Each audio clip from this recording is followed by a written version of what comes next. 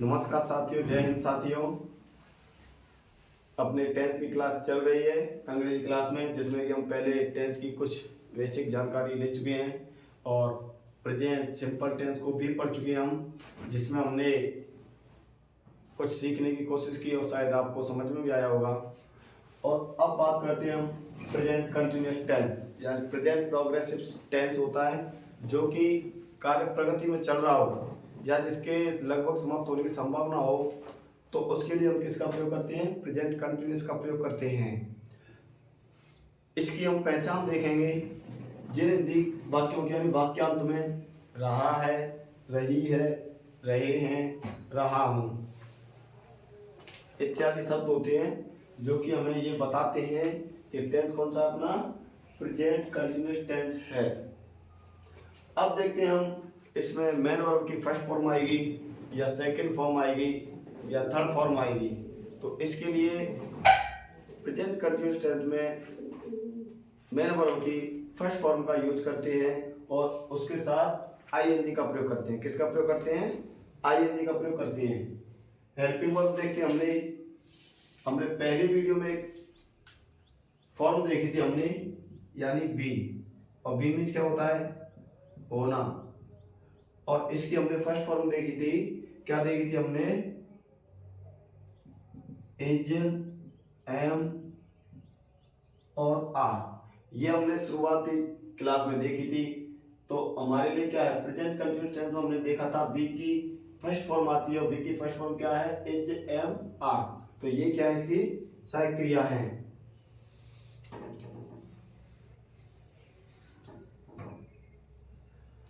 अब हम देखते हैं एज का प्रयोग। एज का प्रयोग कर्ता एक वचन के साथ करते हैं। किसके साथ करते हैं? कर्ता एक वचन के साथ। कर्ता आई के साथ हम एम का प्रयोग करते हैं। तो एम का प्रयोग किसके साथ करेंगे? कर्ता आई के साथ हमें एम का प्रयोग करना है और आर का प्रयोग कर्ता बहुवचन के साथ करना है। आर का प्रयोग किसके साथ करेंगे? कर्ता बहुवचन के साथ करेंगे। अब इसके सेंटेंसेस देख लेते हैं। Affirmative sentence, negative sentence, interrogative sentence, interrogative negative sentence. तो अफर्मेटिव सेंटेंस का पैटर्न क्या रहेगा अपने लिए? सब्जेक्ट रहेगा, सब्जेक्ट के बाद सहायक क्रिया आती है इज, एम, आर, उसके बाद मेन वर्ब की फर्स्ट फॉर्म प्लस आईएनजी होता है और उसके बाद ऑब्जेक्ट, और इसके बाद जो भी अदर वर्ड होते हैं वो सभी आ जाएंगे। अब देखते हैं हम नेगेटिव सेंटेंस। सब्जेक्ट होगी इसकी, फिर इज, एम, आर, तीसरे स्थान पर इज, एम, आर के बाद क्या आ जाएगा? नॉट आ जाएगा, प्लस मेन वर्ब की फर्स्ट फॉर्म में आईएनजी प्लस ऑब्जेक्ट। अब देखते हैं हम इंटरोगेटिव यानी प्रश्नवाचक वाक्य। Is, am, are plus subject plus main verb की फर्स्ट फॉर्म में ING plus object. Interrogative negative, is, am, are negative आ गया तो हम नॉट का प्रयोग करेंगे और नॉट का प्रयोग लगभग तीसरे स्थान पर ही होता है। तो इज, एम, आर हो गया, सब्जेक्ट हो गया, सब्जेक्ट के बाद कौन आ गया? नॉट तीसरे स्थान पर, प्लस मेन वर्ब की फर्स्ट फॉर्म में आईएनजी प्लस ऑब्जेक्ट। अब देखते हैं इसका एक एग्जांपल, यानी मैं कक्ष की सफाई कर रहा हूं। हमने क्या लिखा? मैं कक्ष की सफाई कर रहा हूं। अब दोस्तों बताइए कि इसमें सब्जेक्ट कौन है? सफाई कौन कर रहा है? मैं। सफाई कौन कर रहा है? मैं। प्रेशर कैसे निकालेंगे? कर्ता अगर हमें इसमें से नहीं पता चल रहा है तो हम कैसे निकालेंगे? सफाई कौन कर रहा है? मैं कर रहा हूं। तो मैं के साथ क्या आ जाएगा? मैं के लिए कौन से कर्ता का प्रयोग करेंगे? आई का। चलिए आई। बताइए कर्ता आई के साथ हम किसका प्रयोग कर रहे थे? Is, am, are. तो कर्ता आई के साथ किसका प्रयोग कर रहे हैं? एम का। एम लिखिए।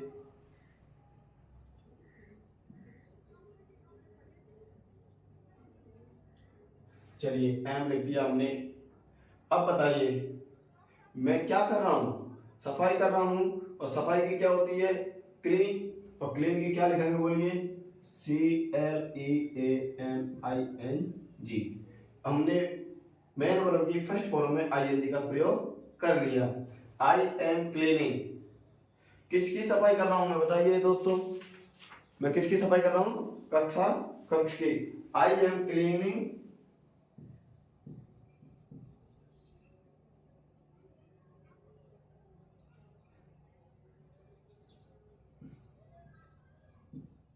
The classroom, I am cleaning the classroom, मैं कक्षा कक्ष की सफाई कर रहा हूं।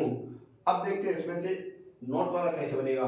मैं कक्षा कक्ष की सफाई नहीं कर रहा हूं, क्या हो गया, मैं कक्षा कक्ष की सफाई नहीं कर रहा हूं। तो बताइए दोस्तों, एक तो पहचान मिल रही है ना वाक्यांतों में, रहा हूं, और रहा हूं के अकॉर्डिंग क्या हो जाएगा, प्रेजेंट कंटिन्यूअस। तो इसमें हमें क्या देखना है, पहले तो कर्ता, आपके सामने कर्ता लिखा हुआ है आई एम। अब हमें ये पता है, मैं ये हेल्पिंग वर्ब के बाद नॉट आता है एचएमआर के बाद, अर्थात तीसरे स्थान पर नॉट लिखते हैं हम। तो आई एम, अगर यहाँ पर नॉट होता, मैं कक्षा कक्ष की सफाई नहीं कर रहा हूं, हम किसको बना रहे हैं, नेगेटिव को, तो नेगेटिव के लिए क्या आ जाएगा, नॉट। और आगे वाक्य, नॉट के बाद क्या लिखा है बताइए, मैन वर्ब की फर्स्ट फॉर्म लिखा हुआ है ना, नेगेटिव की बात की जाएगी, सब्जेक्ट अपना आई आ गया, एचएमआर सेक्रेटरी आ गई, नॉट के लिए तीसरे स्थान पर नॉट लिख दिया। अब क्या लिखेंगे, मैन वर्ब की फर्स्ट फॉर्म क्लीन,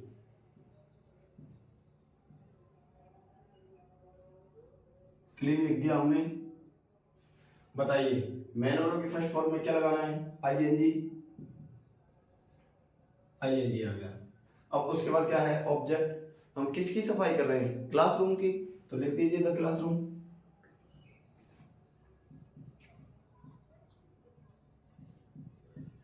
चलिए अब बात करते हैं हम इंटरोगेटिव सेंटेंस की, किसकी, इंटरोगेटिव सेंटेंस, यानी इसको प्रश्नवाचक कहते हैं। सामने प्रश्नवाचक चिन्ह लगा हुआ है, इससे समझ जाएंगे आप लोग, यहाँ ये प्रश्नवाचक वाक्य है। तो बताइए पहले क्या आएगा, इज एम आर, और कर्ता आई के साथ हम किसका प्रयोग करते हैं, एम का, तो लिख दीजिए पहले एम आई, क्लीनिंग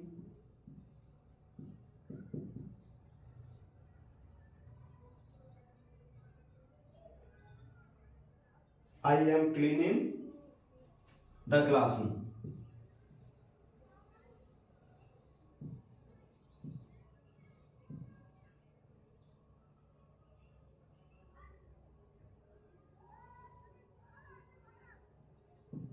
तो लास्ट में क्या लगा देंगे, प्रश्नवाचक वाक्य,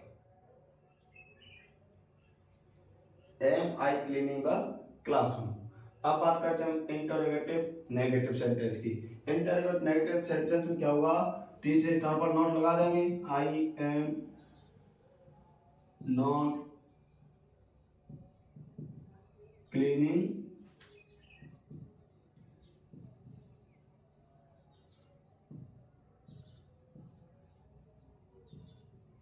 तो ये था, देखिए प्रेजेंट कंटिन्यूअस टेंस था अपने लिए, पहचान हमने देख ली, वाक्यांत में रहा है, रही है, रहे हैं इत्यादि शब्द मिलेंगे तुम्हें, इनसे पहचान सकते हैं हम कि ये कौन सा टेंस है। अब आते हैं मेन वर्ब मुख्य क्रिया, यानी मेन वर्ब की फर्स्ट फॉर्म में आईएनजी का प्रयोग कर रहे हैं। इसके बाद देखते हैं helping verb, is am are, कौन सी है, इज एम आर, इसका प्रयोग हमने कहा किया, कर्ता एक वचन के साथ किया, एम का प्रयोग कर्ता आई के साथ, आर का प्रयोग कर्ता बहुवचन के साथ किया। इनके ये देखिए चार सेंटेंस थे, अफर्मेटिव सेंटेंस यानी साधारण वाक्य, नेगेटिव सेंटेंस नेगेटिव वाक्य, नकारात्मक वाक्य हो गया, इंटरोगेटिव प्रश्नवाचक हो गया, इंटरोगेटिव नेगेटिव प्रश्नवाचक नकारात्मक वाक्य हो गया। एक हमने एग्जांपल लिया था, मैं कक्षा कक्ष की सफाई कर रहा हूँ, तो आई वन में होता है, मैं सब्जेक्ट मिल गया, सफाई कौन कर रहा है, मैं, कर्ता आई के साथ हमने किसका प्रयोग किया, एम का, सक्रिय एम आ गई। उसके बाद क्या दे रखा है, मेन वर्ब की फर्स्ट फॉर्म क्या है, क्लीन माने सफाई करना, क्लीनिंग आईएनजी का प्रयोग कर लिया। उसके बाद द क्लासरूम।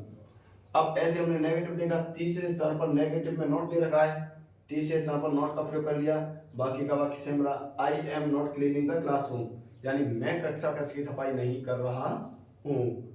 इंटरोगेटिव देखिए, is am are plus subject plus main verb की first form plus ING plus object, और अंत में जाके क्या लगेगा, प्रश्नवाचक चिन्ह लगेगा, क्वेश्चन मार्क लग जाएगा बाद में। तो am I cleaning the classroom, क्या मैं कक्ष की सफाई कर रहा हूँ, ये प्रश्न कर लिया हमने, क्या मैं कक्ष की सफाई कर रहा हूँ। अब देखते हैं interview negative, is am are subject के बाद नॉट, तीसरे स्तर पर आ गया अपना, am I not cleaning the classroom, यानी क्या मैं कक्ष की सफाई नहीं कर रहा हूँ। अब देखते हैं इसके दोस्तों कुछ ऐसे महत्वपूर्ण शब्द जिनसे हमें इसको पहचान करने में सहायता मिलेगी। अब देखते हैं वो कौन कौन से होते हैं।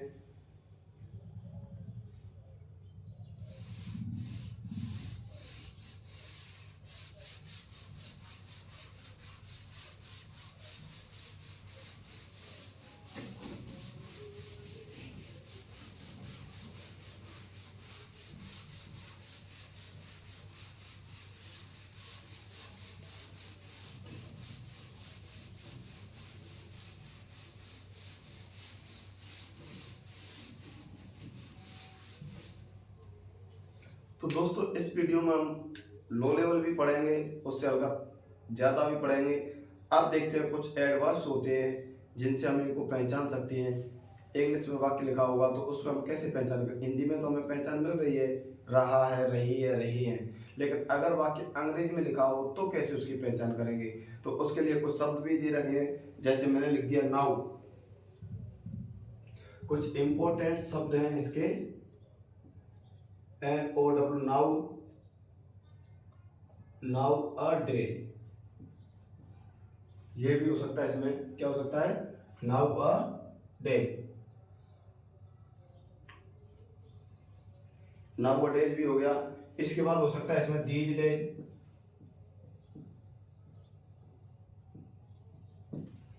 है कि नहीं। इसके बाद इसमें स्टिल भी हो सकता है, क्या हो सकता है, स्टिल भी हो सकता है इसमें। और इसके बाद क्या हो सकता है, eight this time,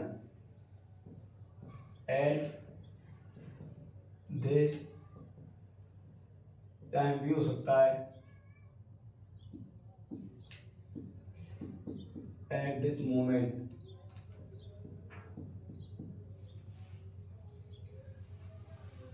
now, nowadays, these days, still, at this time, at this moment, right now।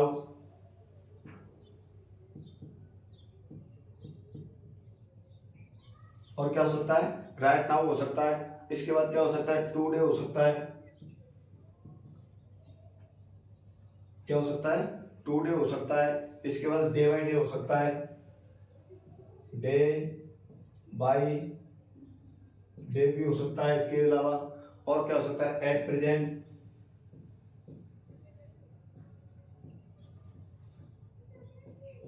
यानी ये कुछ शब्द हैं जो हमें पहचान दिलाएंगे वाक्यों में कि इसको कैसे प्रयोग करना है, कहाँ प्रयोग करना है। अब देखते हैं इसके कुछ एग्जाम्पल्स, जैसे मैंने लिख दिया एग्जाम्पल, इनसे कैसे पहचान करेंगे। The population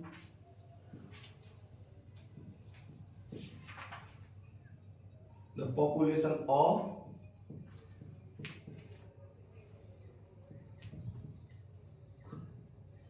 India, the population of India.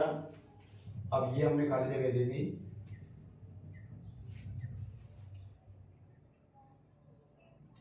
यहां पर लिख दिया GROW,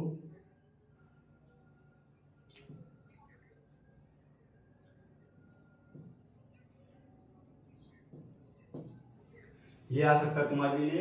the population of India grow they दिया तुम्हारे लिए, डे बाई डे, यानी भारत की जनसंख्या दिन पर दिन बढ़ रही है। तो हमें कैसे पहचान करनी पड़ेगी, डे बाई डे, यानी दिन पर दिन।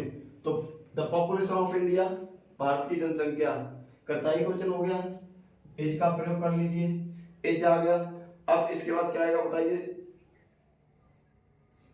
क्या रहेगा, ग्रोइंग, GROWING। अब क्या मतलब हो गया, the population of India is growing day by day, यानी भारत की जनसंख्या दिन पर दिन बढ़ रही है। अब एक और देखते हैं, ही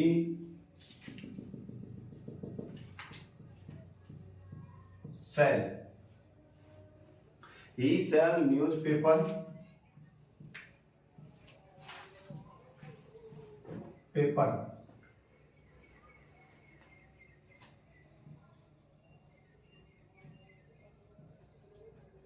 नाउ अ डे।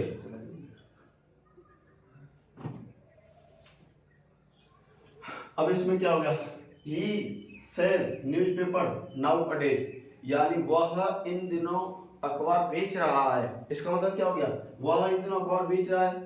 अर्थ नहीं निकल में यार, समझ में आ रहा है, कोई बात नहीं है। लेकिन अगर हमें ये एडवर्स याद है, नाउ अ डेज, यानी इन दिनों वो क्या कर रहा है, अखबार बेच रहा है। क्या बेच रहा है, अखबार बेच रहा है। तो यहाँ पर क्या लिख देंगे, ई के साथ क्या आ जाएगा, इज, सिंगुलर हो गया, एक वचन हो गया, और सेल की क्या हो जाएगी, आईएनजी लगा दो, यानी he is selling newspaper now a days, वह इन दिनों क्या बेच रहा है, न्यूज़पेपर बेच रहा है।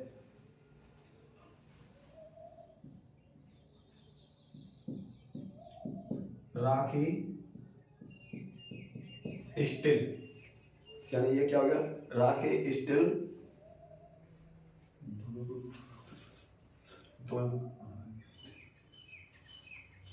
राखी still cooking food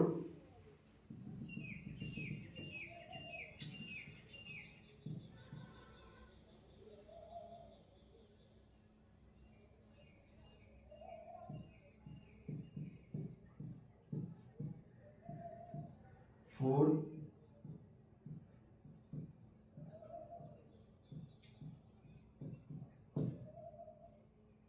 GUESTS, Rakhi still cook दे रखा है तुम्हारे लिए food for the guest. Rakhi अब क्या कर रही है, मेहमानों के लिए भोजन बना रही है, भोजन पका रही है। क्या पका रही है, भोजन। तो हमें क्या मिल गया, इसमें स्टिल मिल गया। स्टिल से हमें समझ जाना चाहिए, स्टिल हमने यहाँ पर कहीं ना कहीं लिखा हुआ देखिए, स्टिल, स्टिल आने पर हम कौन से टेंस का प्रयोग कर रहे हैं, प्रेजेंट कंटिन्यूअस टेंस का प्रयोग कर रहे हैं। तो इसके लिए क्या जाना चाहिए, राखी एक वचन है या बहुवचन है, राखी सिंगुलर है तो सिंगुलर के साथ एज लिख दीजिए, अब कुक में आईएनजी लगा दीजिए, COOKING, कुकिंग। अब क्या मतलब हो गया, Rakhi is still cooking food for the guest. Rakhi अब क्या कर रही है, मेहमानों के लिए भोजन पका रही है। एक इसको आप करेंगे, ये है THEY दे,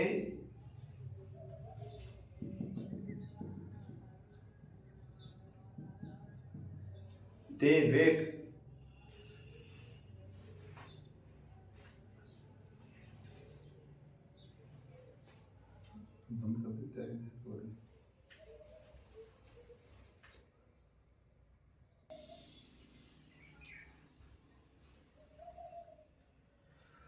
दोस्तों लाइट जाने के कारण कुछ अव्यवस्था हुई और ये थोड़ी सी देखने में दिक्कत हो रही होगी, लेकिन कोई बात नहीं है।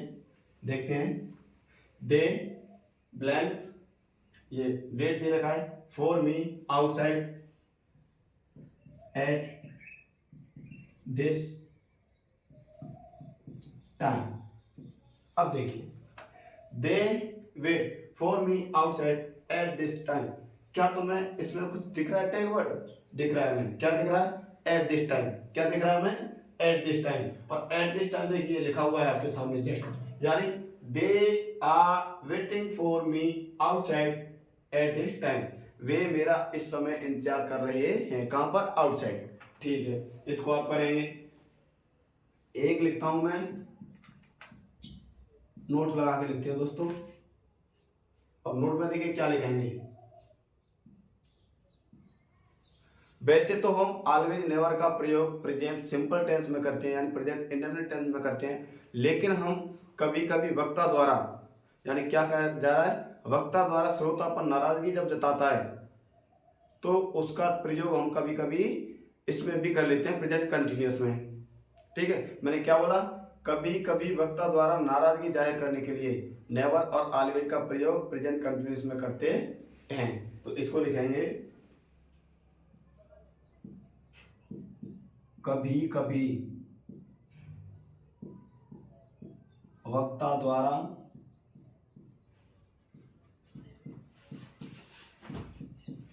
नाराजगी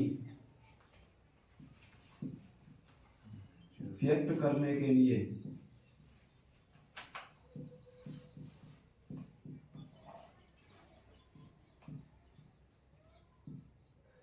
ऑलवेज नेवर का प्रयोग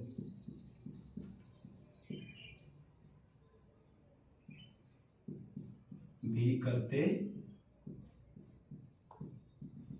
तो क्या लिखा है, कभी कभी वक्ता द्वारा नाराजगी व्यक्त करने के लिए ऑलवेज नेवर का प्रयोग भी करते हैं। वैसे तो इनका प्रयोग प्रेजेंट सिंपल टेंस में करते हैं, लेकिन यहां भी कर लेते हैं। अब देखिए कैसे, एक एग्जांपल से समझिए।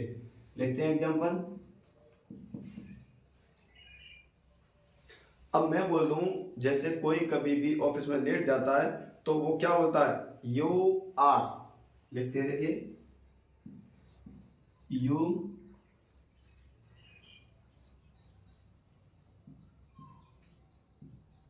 ऑलवेज कम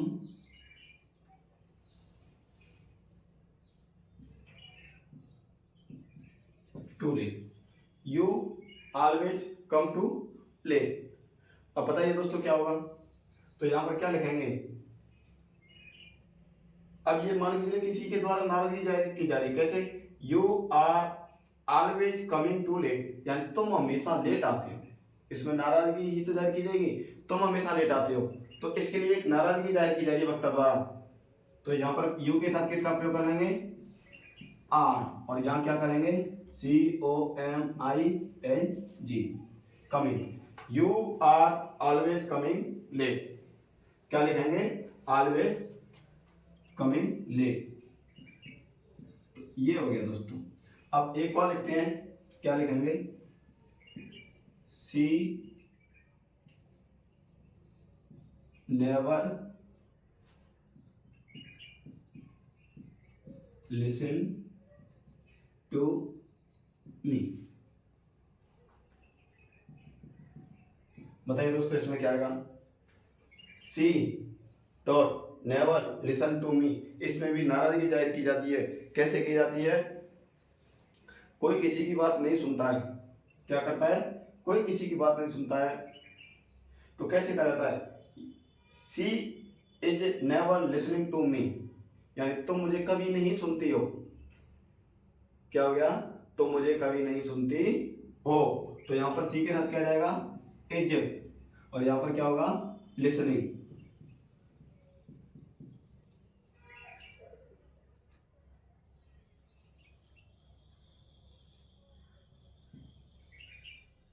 एक और एग्जांपल लेते हैं, ही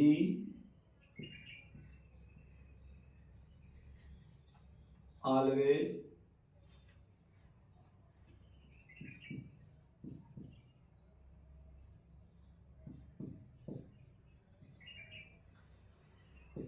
तो दोस्तों ये रहा तुम्हारे लिए 2 प्रश्न होमवर्क। कमेंट में जरूर इनका आंसर दें, इनका आंसर क्या होगा। थैंक यू, धन्यवाद।